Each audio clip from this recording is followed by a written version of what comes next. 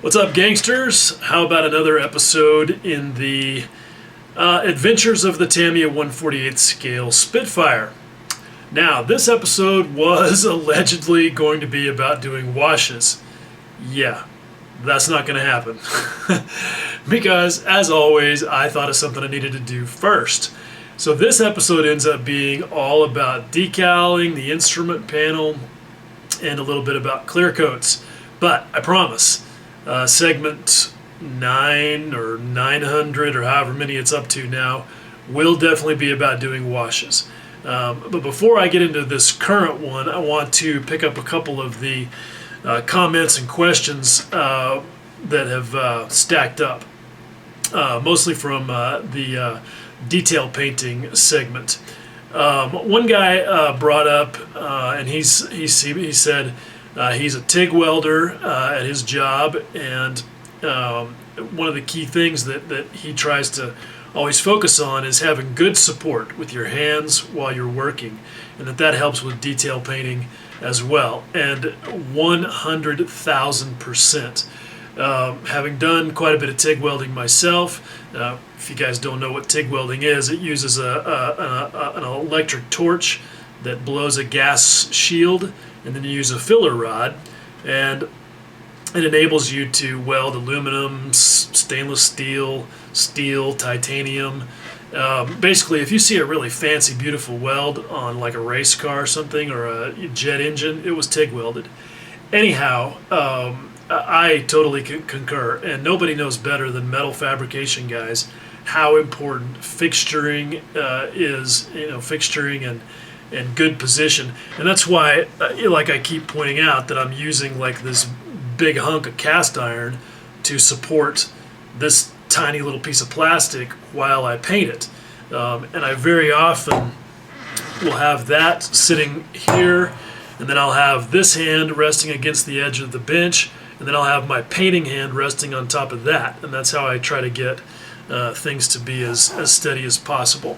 It's basically just all about reducing the chances of failure. Okay, another really good point that got brought up after the detail painting episode, and I really appreciate the guy who mentioned this bringing it up, because I was going to and I kept forgetting. Can you use oils for detail painting? And the answer is absolutely 100% yes. Oils are great. I tend to use them mostly just for weathering, but they are fantastic for doing detail work. And when I'm doing figures and things like that, I will often use, I use oils a lot. Obviously for things like eyeballs, because you have that forgiveness factor that you get with enamels, where you can erase your mistakes with mineral spirits. You can thin them with mineral spirits. They're a little trickier to use, and I could spend a whole episode on using oils. But I do want to make one point, that if you're going to use oils for detail painting, okay, they're not all the same, all right? These are real, this is real artist color, high quality artist color oils. You can use those. These are the Winton, these are like a student grade oils, and you can use those as well. These are less expensive. I don't use them as much because for things like washes, I just don't care for them as much, and I'm going to talk about that in the next segment. But if you really want to do detail painting, then these Winsor & Newton Griffin Alkyd oils, hopefully that'll focus and you can see that, are a really good choice, because these are faster drying. What these are, Alkyd resins are basically synthetic drying oils. And what that means is that instead of linseed oil or walnut oil or whatever, which is the drying oil that's used in a traditional oil paint, the Alkyd is a synthetic resin binder. And so this basically ends up being a lot, you could almost say that this is enamel in a tube, because the enamel paints that we use are also Alkyd resins as far as I understand it. So they're a good choice because they really do dry a lot faster, and that overcomes the #1 disadvantage of using oils for detail painting. And that's just, the fact that they are slow drying. They don't always take a month to dry like some people say, but yeah, can definitely require 24 hours. But you can also speed that up, especially in the wintertime. If you've got like a space heater running, like I've got a space heater sitting right here that blows hot air all night long. And if I've got oil paints that are wet, I just put the parts in front of the space heater, and next day they're good to go for a clear coat. So definitely, yes, absolutely. Oils are great, and they really do lend themselves well to detail painting because you're using such a tiny, tiny little speck of it on the very tip of a really pointed brush. So you can really get a high level of accuracy there. So anyway, there's questions answered. Let's get into this episode because it's already pretty long. Okay, so here we go. Moving on to the washes. But, of course, before I do that, I figured out there was some other stuff I needed to do first, at least if I wanted to be efficient. So I talked about the seat being its own separate episode because of the seat belts, and that's mostly going to be true. But it's going to need some washes, and I decided to go ahead and paint it. And you can see I've got it right here. Now, most Spitfire seats, at least in the later marks, had a seat that was a kind of a reddish brown color. And that's because they were made out of like a phenolic type resin. And they weren't painted. That's just its natural color. But in the earlier marks of Spitfire, some of them were actually aluminum, and it was kind of all over the map, like everything with Spitfires. So just for a change of pace, I decided to paint this one as if it were one of the green aluminum ones. And it'll be hard to notice here, but I added a little bit of black to darken the interior green. Just to break things up a little bit, because again, the seat, chances are it came from a different supplier, and they may have had a slightly different shade of the interior green, but still basically the same color. Now, the Tamiya models this thing as having that leather seat cover, and I honestly don't know how accurate that is. I kind of feel like maybe that's from like modern restored Spitfires, but who knows. Nonetheless, it's in there, and you kind of have to deal with it unless you really want to go to a lot of trouble. So I've gone ahead and brush painted that with some brown. And you can see, like I talked about in the detail painting episode, I've got the thing stuck to my nice big heavy handle so that I can work on it without having to touch it and without having to worry about it moving around on me. Now, to brush paint that, I used again the number 0 Winsor & Newton miniature. You can see with the short stubby tip, but super sharp. And I did a little better. I'm sure you were cringing watching my detail painting in the last episode because I kept fighting my paint. And the truth is, I'm just lazy and I don't thin it enough. So for this paint that I mixed up to paint that, I used some Mission Models, Russian, whatever, because it's brown, but it wasn't really dark enough, and because I just wanted a basic brown leather color. So I put a couple drops of black Stynylrez in there with it, and then I put in a couple of drops of Mission Model's own thinner. And a couple of drops to the amount that I have here is actually more than they recommend for airbrushing the stuff. But it was a good consistency, and it brushed on there like a charm, had perfect coverage. And you can kind of see it's still, I think it's still wet enough that you can kind of see, kind of the thickness that I had going. So like I was talking about, thin enough to flow well and let me push it into the edges of the molding where the color separation is, but still thick enough to give me good coverage without drying up on me so fast and giving me all those stupid little goobers. Okay, so anyway, enough of that. As far as I know, that is all of the detail painting. But I should note that one thing I did after I left camera before was I had to paint this little gizmo right here on the left lower edge of the instrument panel. You can see that's supposed to be interior green down there. And so I just masked it off and sprayed it when I sprayed the seat. And I didn't bother masking the other parts of the seat that are lighter green.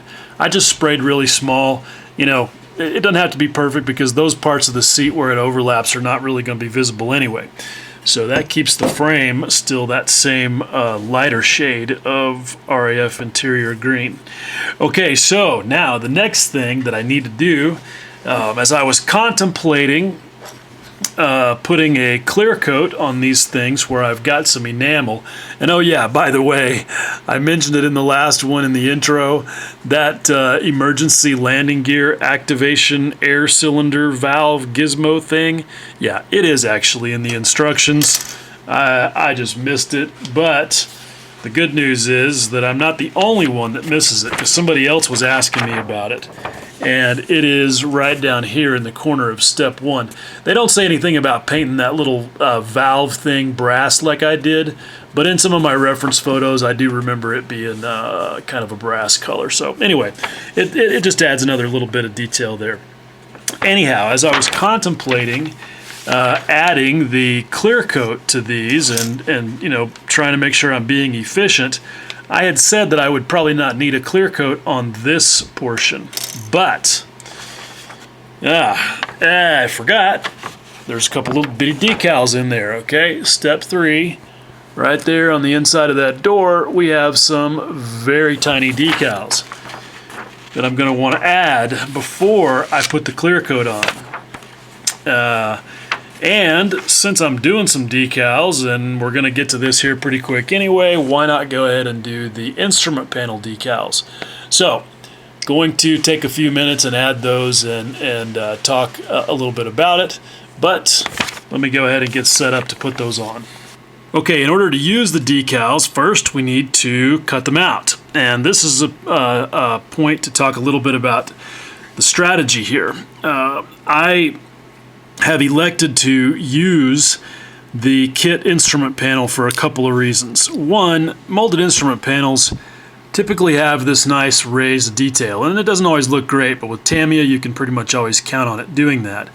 And you don't get that with a photo etch instrument panel, even a really, really nice one like one from Yahoo. And some of the things that I'm seeing with the new Edward look panels that are molded in resin and screen printed, they do have a better three-dimensional look to them, but the printing is not great. And the printing on these Tamiya decals is OMG, so nice. Let me see if I can pick one of these up and show it to you up close so that you can see what I mean. I don't know that I've ever seen very many instrument panel decals that have such nice detail and crispness and registration and resolution and all the things you want from a good decal in any scale, much less 1/48. So I'm super impressed with those, and I definitely intend to use those gauge faces. But now we get into how to actually make use make use of those. Anyway, if I can keep from lisping. Okay, obviously these are printed on a single piece of film, which you can, I think, see right there. Now, instrument panel decals usually suck for one of two reasons, or both. One is the aforementioned printing and detail is not always very good. The other reason is that they just so rarely actually fit right. And you end up with misalignment between the gauge faces and the molded parts on the panel that they're supposed to fit into. And even if they're molded as individual gauges, as they often are in 1/32, they're usually too big by the time you account for the carrier film, and they overlap the edges of the little receptacles, and it ends up just being a shit show. So you have a couple of alternatives. You can just use it and take your chances. And that's what I'm going to do with the decals that go on the two sides here of the instrument panel.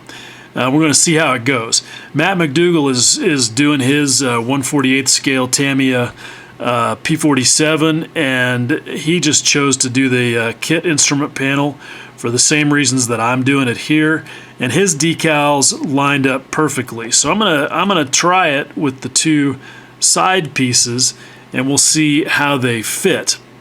Now, if they don't fit, all right, if you can tell immediately that they're not going to work, then what you have to look at doing is punching them out, and that's where a punch and die set like this one from Micromark comes in. It obviously has to be one with a clear top so that you can see where you're punching, but the basic process is one of just slipping the decal in there, finding a punch that's hopefully the right size, and knocking them out, and then putting them on as individual decal faces. But obviously that's a tedious bit of work, and if I don't have to do it, I'm not gonna do it. So whether or not I do that and show that technique with these 6 faces here on the center section depends on how things go with the ones on the side. Now, so we have to cut those out. And what I want to try and do, and this is also applicable to these little stencils that go on the door, and you can see those. They're super nice. But with stencils especially, you get a lot of extra clear film, and that can ruin the illusion because sometimes that can be very difficult to hide the edges. And if you don't have to go around doing decal edge hiding techniques everywhere you've got a little stencil, then you're obviously better off. So what I always try to do with these type of things is cut them out as close as possible to the edges of the actual stencil so that there's not any excess. And I've done the same thing on the instrument face decals as well. There's obviously going to be some in there, but hopefully it'll get lost in the mix. It's not as bad on dark colors. So on a black instrument panel, you're less likely to see those edges that I'm not going to be able to cut out than I am on the lighter color over here on the side of the cockpit. And certainly if I was putting them on bare metal, on a silver metallic, those edges would be showing up like crazy. So how do I cut those out so close? All right, I tend to use and abuse my scalpel blades just like I do my paint brushes, because you need them to be good, and when they're not, you throw them away. So what I use when I'm using a scalpel, and I don't use scalpels all the time, but this is where they're perfect. I really like this number 22 blade. You can see, just took it out of the package. And this is typically when I choose to replace a scalpel blade, is right when I'm getting ready to cut out some decals or some masking or something that's got to be critical, and I want that fresh edge. Because the truth about scalpels is they are super, super sharp, but they also get dull pretty easily. So you gotta replace them if you really need a super good edge for stuff like this. And the reason that I like this, well, first of all, you'll notice this handle. This is the handle that I prefer over the fancy medical ones because I get more control. Plus, these are cheap. These are like $6, and this is a number 4 size, which works for this large blade. Then you can get this other scalpel holder, a number 5 holder for the little bitty number 15 blade, which is also super, super useful. Anyhow, the reason that I like the 22 blade for what I'm about to show you here is because of this curve right here. It lets you do this sort of rocking, chopping, slicing motion that makes cutting decals like this really a lot easier, okay? So for cutting out this one that I've left attached to the paper, what I'm going to do is just hold it and line it up. And let me shift the camera and see if I can get you a better view of what I'm about to do here. A little bit more from the side.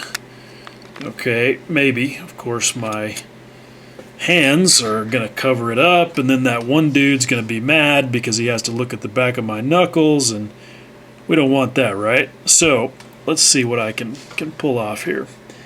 So what I'm doing is I'm going to just position the blade as close as I can to the edge of the decal, and then just kind of chop and roll. And boom, it's gone. Perfectly clean little cut. So I'm not going to make you watch all that, but I'm going to go around and cut all that out, and then we'll come back for the actual application of that decal directly. Alright, I've got these cut out. It's time to apply these dinky little decals. Now, I'm not going to do a complete dissertation like normal on my decal application process. I have a video specifically dedicated to that, and I've also discussed it in a number of other videos. So, but I will, touch on the important points. This is my decal water. This is a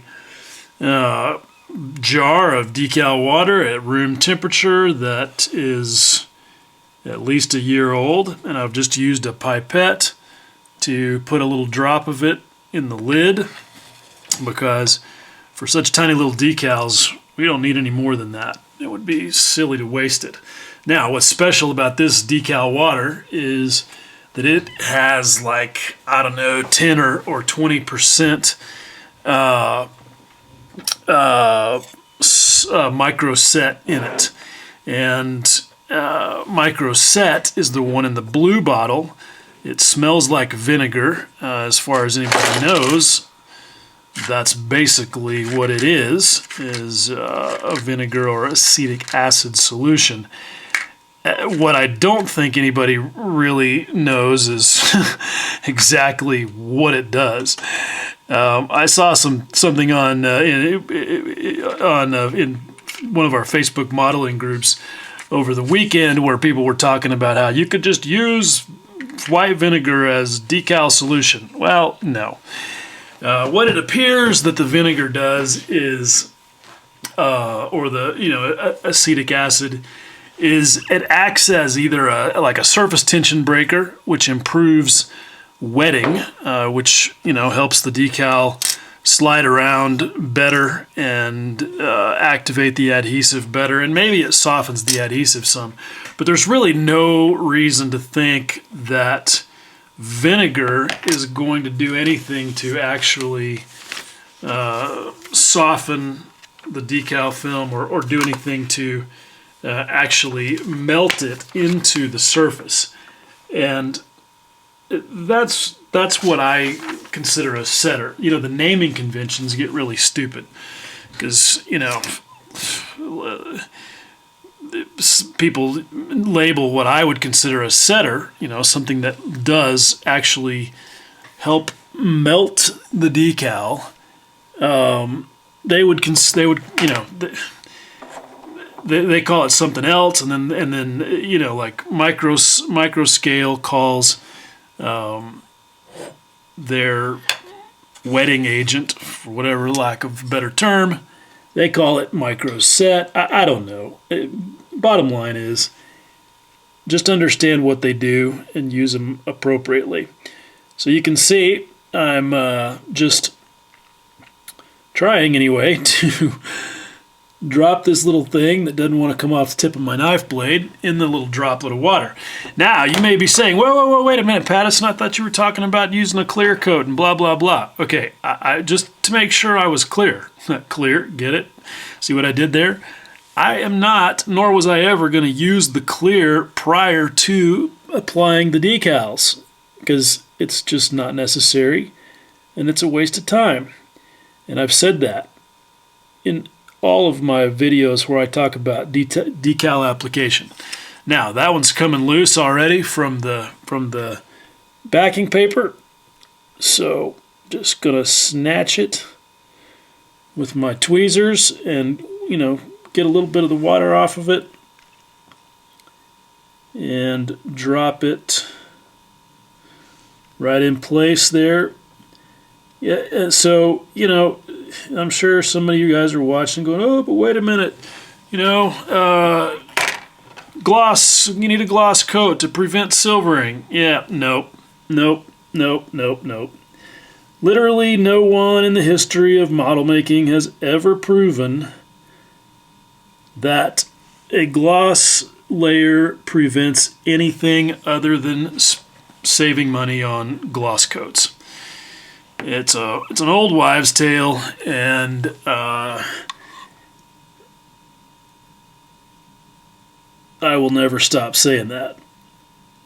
But look, we already have a pretty glossy surface here. I've shown you several times how glossy the natural finish of the MRP is. Man, picking that thing up with tweezers is just not a good plan. Anyway, so we already got a nice surface with MRP as it is. So even if we believed this mythology about silvering, we still wouldn't need another gloss coat because we've already got a nice glossy surface, and you're not going to improve that with a layer of utility gloss like aqua gloss or GX100 or anything like that. I mean, yeah, GX100 you'll probably get an even glossier surface, but again, not necessary. So, not doing it. The gloss is going to be on there to do nothing more. Only reason I'm even inserting the decals before I do any glossing and taking the time to gloss over them is in the interest of blending them in better and hiding any edges that might show, which, you know, for this interior,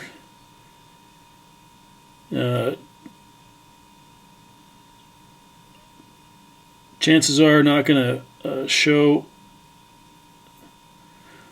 anyway, especially for me, since I am going to have the canopy closed. But still, again, just being efficient and taking advantage of the advantages. Now, this Q-tip I'm using, all right, I think it's always a good idea to have a little bit of moisture on it so that the decal doesn't stick to it. But all I'm doing there is just using the Q-tip to mash the decal onto the surface. You can roll the Q-tip across it, different things. I'm not very good at the rolling technique, but you can roll the Q-tip across it. You just don't want to like smush it around because you'll just move the decal. And what you're doing there is just trying to press the air out from underneath those decals just to make sure that you don't have any trapped air, because that certainly would give you some silvering. And silvering, honestly, I have my own theories about what causes silvering. Yeah, it's trapped air, but the question is what allows the decal to be unstuck to the surface such that there's the opportunity for air to be underneath there. And I think basically it's just an adhesive failure for whatever reason. Look, the thing about decals is the one thing we can be certain of is that there's not a lot of certainty, because we've all seen issues with decals off of the same sheet. Whereas where every other decal on the sheet, it went great, no problem. We've seen similar decals from within a manufacturer's product line behave differently. Like people, you know, Tamiya decals have this reputation for being terrible. Well, yeah, sometimes they're not so great. Sometimes they have poor registration. Sometimes they're super thick. You know, but then, you know, Tamiya's automotive stuff, they use cartograph decals, which are always supposed to be great. But I've seen people have issues with cartograph decals. So, you know, there's just not a lot of things to me with decals that you can say for certain, except that, you know, that they are going to be different. And so that's why rules like you have to have a gloss surface to me are silly, because it's just not true. I could put these decals on here with perfectly flat paint all day and it would not be a problem. Now this one's going to fight me a little bit because it's tiny and it's got a lot of water on it and it wants to curl up on me, but you can see I'm just going to manhandle it. People are way too afraid of these little things. So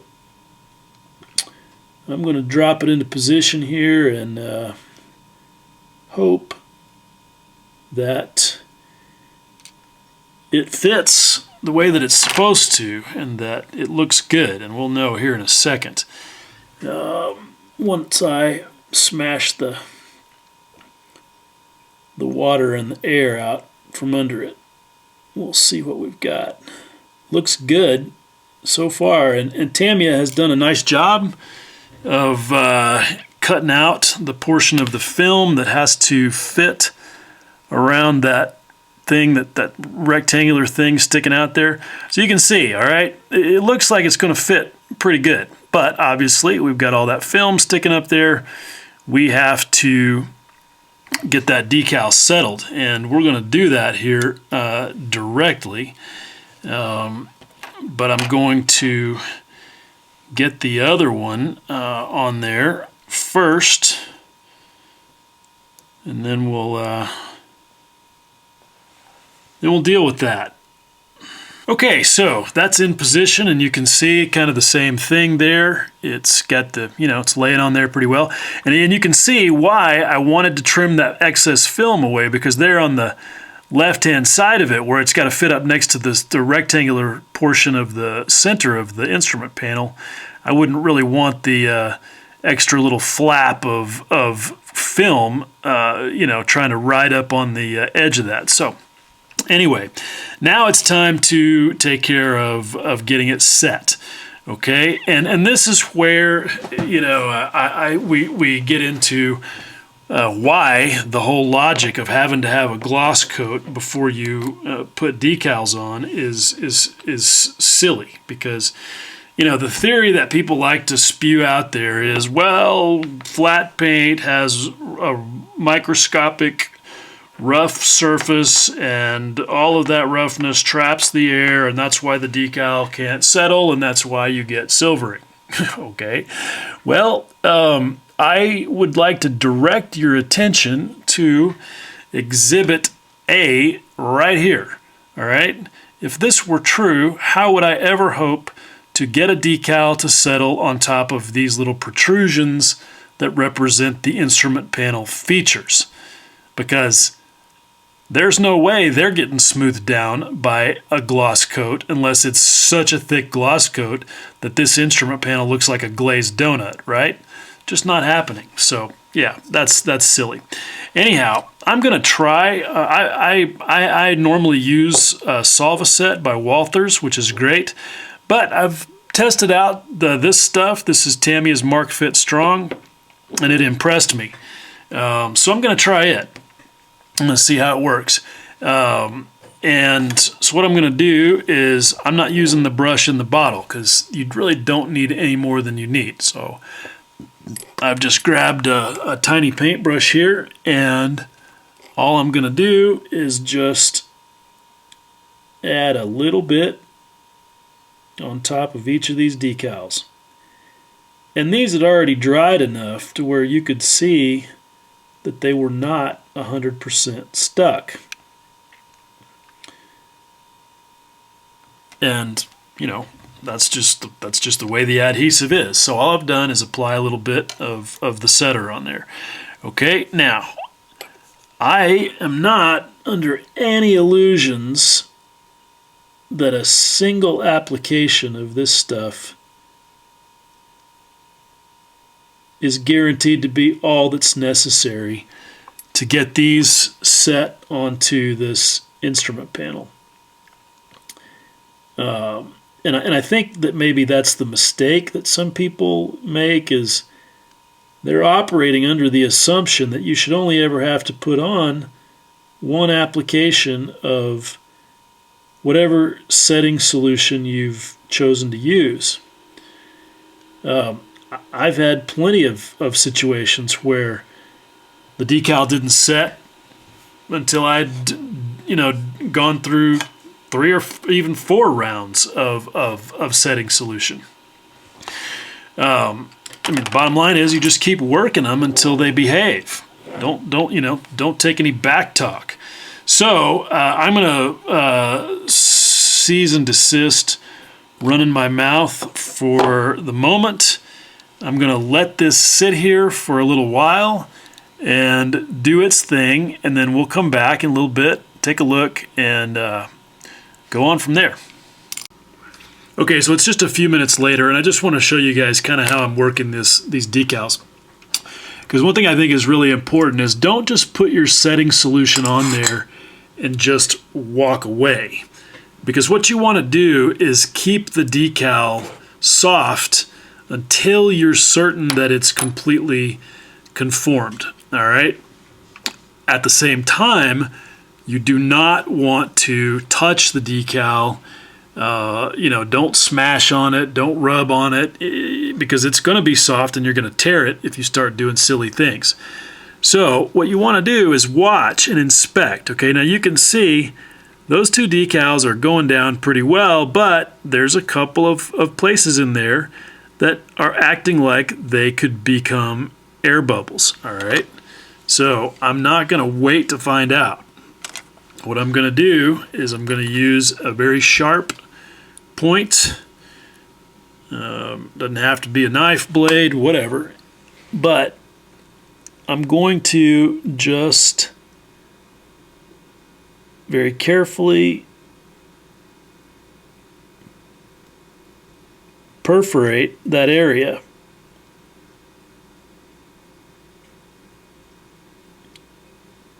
When the decal film is soft enough, I think you can count on the idea that air will permeate out from under it, because at that point it's just acting like another layer of like lacquer paint.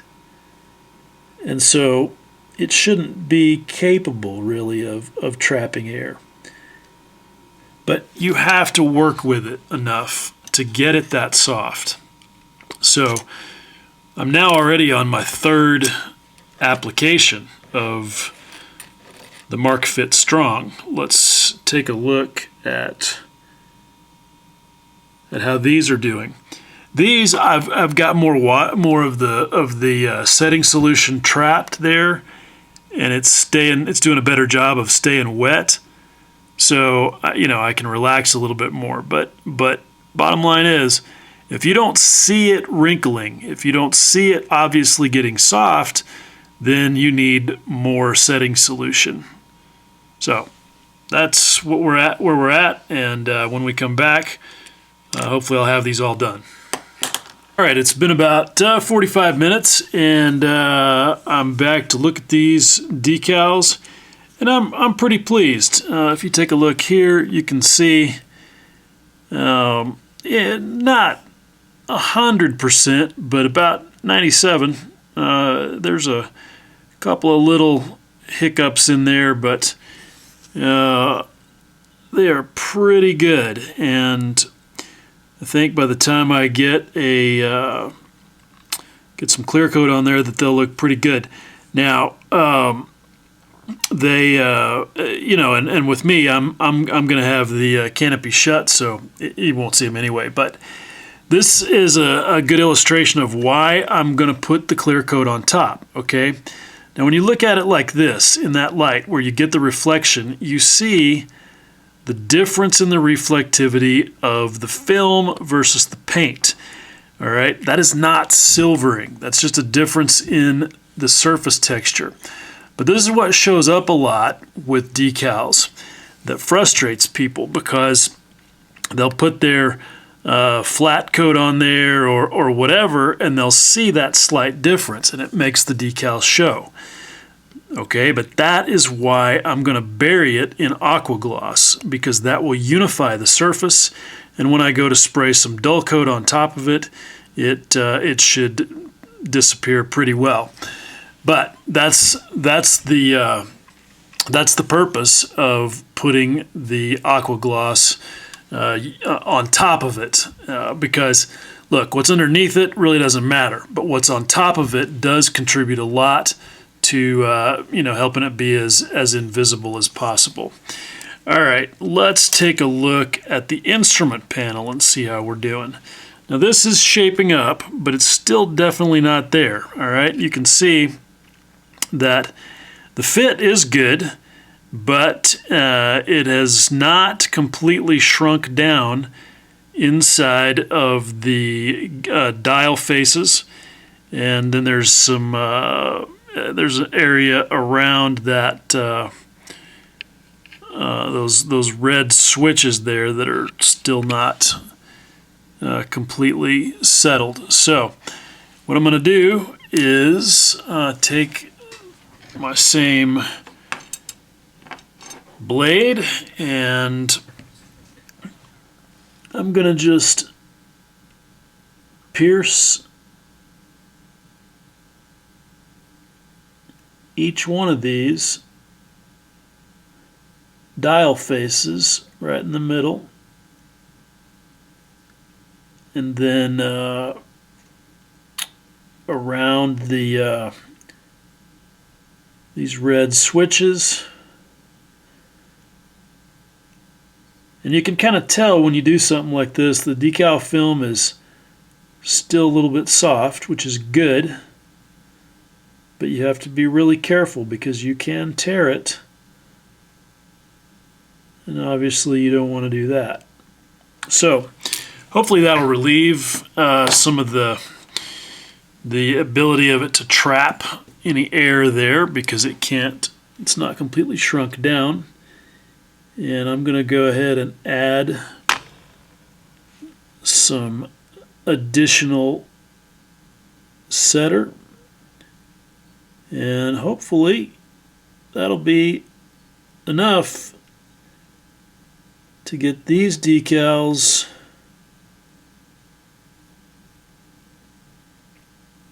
completely taken care of. So we'll come back a little later, take another look, and I'm going to go ahead and finish up with this one in the center section, because the fit on these is great. There's not any reason to feel like I have to punch those out individually. Good morning, gangsters. It's the next day, and it's time to see how this little instrument panel decal saga has turned out, and I'm pretty pleased. Let me update you on how this all went down. So you can see pretty nicely shrunken into all those dial faces, maybe not just 100%, but you know, again, I think it's acceptable for the most part. They're in there. You know, you can always kind of tell, because if they're not settled in, you'll get some weird reflections and it just won't look right. But I think I'm good.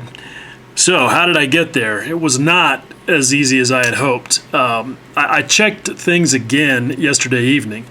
This was after the last bit of setter application that I showed you guys, and it was pretty close. And this again is why decals can be so frustrating, because some parts of this thing were really perfect, and then, you know, 3 millimeters away, it just would not settle down. And the bottom line is that for whatever reason, sometimes you just can't get the film to respond, and it will not, you know, soften and shrink.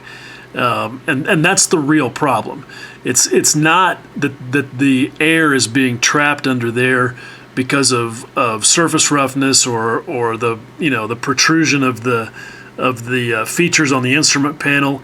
It's because the film itself is not doing what it's supposed to be doing. So sometimes you just have to beat it into submission. And I was not really getting anywhere with the Mark Fit Strong, so I went back to the old reliable decal hammer, which is Solvaset. And I sat with this thing for maybe 30 minutes last night, just using my little paintbrush and applying setter only to the faces that were still problematic and watching it. And the thing about Solvaset is it dries pretty fast. And once it dries, obviously it stops doing its thing. So I just kept those things wet and just kept working them and working them. And then I got to a point with a couple of them where I was like, okay, bitches, if it's going to be like that, we're going to get serious. And I got out the lacquer thinner. Yes. Now, you can get medieval with decals. Because look, again, it's basically like little layers of lacquer paint on a clear film. So, in theory, anything that will dissolve lacquer paint will also, soften a decal. But once you step away from using one of the setters, and Solvaset in my experience is the strongest, and it contains alcohols. So, once you start stepping up the scale of solvent strength, like just pure IPA is the next thing, and it sometimes can work really well. Mr. Color Leveling Thinner would be your next step up, or some Tamiya lacquer thinner that's not quite as hot as hardware store lacquer thinner. I went straight for the regular lacquer thinner. I was tired of messing around. After that, yes, people, I have on very, very, very rare occasion actually used extra thin to smash a decal. But obviously, when you start getting into that sort of barbarism, you run the risk of screwing up your paint, because you're now using materials that obviously will be harmful to just about any kind of paint if you're not careful. So again, it's just using a really tiny little brush, being very careful, and only putting the settings, whatever it is, in exactly the right spot. And you can kind of see, like one of the ones where I used the lacquer thinner is right around that one on the upper left-hand corner that's got the little red triangle in it. You might be able to see, there it is, right there. If you look around that decal, you can see what the lacquer thinner did in that area. It's much more aggressive, but it did the job. So, hopefully you don't have to go to those extremes, but this reiterates the point. In fact, Darren Cook, the gentleman who has the Grumpy Old Scale Modelers channel, which is also nice, you should check it out, and I were talking about this in private messages this morning. A lot of guys just make the mistake of thinking that they're going to get this instrument panel thing smashed on there in one go with just a little bit of setting solution. And it's just probably not going to happen for you, because you're asking the decal to do a lot. It is not an elastic material, and it's kind of like gift wrapping a bowling ball. It's just not meant to happen unless you can make it soft enough to stretch. And that's why you have to use these setting solutions. So, also, I'm going to take a moment and dedicate this view to that dude who said that I was leaving my parts on the sprues too long. You guys notice, I've got this lovely handle that I've been using to manipulate this instrument panel this whole time, and I have yet to put my nasty little digits directly on that thing, even when I put masking tape on it to spray the green part. And it will stay attached to this sprue until it is absolutely completely ready for me to clip it off and glue it directly to the instrument panel bulkhead. So speaking of that, and hopefully moving on, it is now time to spray some clear coat, finally. So I'm going to get set up and we'll do that. Okay, so let's talk a little bit about what I'm going to clear coat this with. I am going to do a utility gloss. Now, what do I mean by utility gloss? That's just a goofy term that I thought of to differentiate a gloss coat that you're using that's functional. Like it's going to serve as a barrier coat for something that you're doing to protect work underneath it, to hide decal edges, to give you a base for some type of weathering operation, whatever it is that you're going to do, it's functional as opposed to being a final finish, a final gloss finish that you might want to have on something like a car model. So what I choose for that, for a utility gloss, is something that's easy to use and bulletproof, kind of like a primer. I don't want to have to dick around with it any more than necessary. So I use All-Clad ALC 600 Aqua Gloss. In spite of the name on the bottle, it is not a lacquer. That's part of their brand name. This is a clear waterborne polyurethane acrylic varnish, and it's tough as nails, and it's easy to use right out of the bottle, no thinning required. And that's what I like, because I'm essentially lazy, so that's why I don't use X22. I mean, Tamiya's clear acrylic is great, but you gotta mix it. Yeah.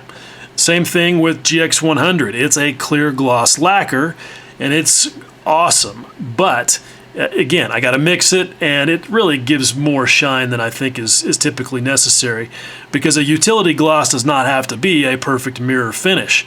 It just has to, basically, it's more functional than it is aesthetic. Aqua Gloss, fantastic, and I keep some in a little dropper bottle, so that I can, in my typical lazy fashion, just squirt some in my airbrush and be ready to go. And they say that you're really never supposed to shake this. I don't know why, but whatever, I don't. And away we go. Now, some of you guys, I guess I have to talk about it, right? Because I know some of you guys are like, well, what about using Future? Okay, yeah. In theory, Future, it sort of fits the requirements of a utility gloss appropriate material, but it's not, and nobody's ever going to convince me otherwise, because for as many dudes as you will see who will say, I've been using Future since 1475 and I've built 900 models with it and I've never had a problem, you're going to find an equal number of people who have had a problem. And it's just not worth the risk. Use something made for the job that is going to do the job. Now, just blew that on there nice and wet. I'm going to try real hard not to drop this on its face. Okay, and the reason I want you to see this and kind of absorb what I'm saying is because look how wet that is. I just flooded the shit out of that. Okay, you don't necessarily have to flood it, but a proper gloss needs to be put on wet. That whole light mist coat things that we, especially as military modelers, like to do with color coats, no. I know it's hard to kind of wrap your mind around it when you're used to spraying that way, but I see dudes posting online with their gloss coat and they're like, why is my gloss coat so rough? Because you sprayed too far away, you sprayed too dry, and you tried to do that whole mist coat thing. So yeah, just don't do that with a gloss coat. Spray it wet. So that's all that's going to happen there, is I'm going to spray these parts with this stuff and then move on to the next segment. Okay, here we go. Now, I want to point out something that I don't do as often as I should do, but that's always a good idea, especially when you're putting on a gloss coat. Blow some air first. Blow off any little bits of phlegm or dust or whatever, especially if your part's been sitting around for a few days. And then just keep pulling the trigger and get right into it and lay on a nice wet gloss coat. Okay? Now, a point here. I'm going to stop at roughly the demarcation between the green and the silver. Why? Well, because I don't like what a gloss does to metallics. I could say, yeah, I can spray the gloss over it because I'm going to come back with a flat coat and it'll all be fine. But see that brilliance that even a relatively dull metallic finish gives, and how that's different from gloss. We were talking about this in Scale Modeler's Critique Group yesterday. Gloss and brilliance are two different things. and this is a good illustration of it. This is going to be brilliant because it's metallic. And if I spray a gloss on it, it's also going to be glossy. But then it's going to look weird, at least from certain angles, because you've got what is ostensibly a kind of, satin, sort of natural aluminum appearance, and yet it's got this specularity that a gloss finish has, and it just doesn't work. It's two opposing things. So I'm going to try not to put any gloss over there because I don't really need it. Now, here's something that you can laugh about. The ghost seam. Yeah, I'm not going to fix that again, but this is a good illustration of the frustration of the ghost seam. I don't know if it's there because it continued to shrink after, the segment where I worked on it, which is at this point now like 2 weeks ago, or if I didn't do a good enough job of dressing it. But whatever the reason, doesn't really matter. It's back. And if I really cared about that, I would be fixing it. So anyway, but not gonna. We're gonna carry on. I am super ready to do some washes, and that's what this episode was supposed to be about. And obviously, it's not gonna happen. Just not gonna get to it. But anyway, there it is. We're ready for them now, for real. Okay, it's been long enough that I got my airbrush clean, and I just want to make a couple of quick points before I close this segment out. Clean an aqua gloss out of your airbrush. The first thing I reach for is water, because again, it's a waterborne polyurethane, and you want to get most of it out of there with water. Then I flush some IPA through there. That typically gets the rest of it. Then I do my standard lacquer thinner clean and flush. You don't want to get lacquer thinner directly with aqua gloss because it'll get gummy on you, and it's already gummy enough. It will gum up your airbrush if you're not careful about cleaning it out. And really the right thing to do is to yank the needle after you spray. And see, look, this is what I always say, try to tell people about, flushing. No amount of flushing is ever going to get your needle and your airbrush guts completely clean. So every now and then you need to yank that thing out of there and wipe it down with some lacquer thinner. But before we leave off with this, let's take a quick close look at these parts because you'll be amazed. You saw how much of that stuff I hosed on this instrument panel, and look how nicely that has shrunk down. Looks good, and that's two nice bulletproof layers of clear acrylic that are on there. And aqua gloss is pretty bulletproof, pretty impervious to other chemicals. It's basically totally impervious to mineral spirits, which is perfect for doing the kind of washes that I'm going to do in here. It is mostly impervious to alcohols, but that is one of its weaknesses. It does sometimes get a little soft under some decal setting solutions and anything with like IPA in it, but it's generally pretty dependable. But and you can spray lacquer on top of it, which is what will happen with these pieces, because after I'm done with the washes, then I will ungloss all of this with a clear flat lacquer like Dull Coat or GX113. So there we go. Those parts are finally ready for the fun stuff. Okay, that's enough of that. Hopefully you guys found that useful. I know, again, long, tedious, but it is what it is. This stuff just takes time. And I really want this series to be thick with information and techniques that you guys can make use of on all your projects. So if you're sticking with it, as always, I definitely appreciate it. Much love.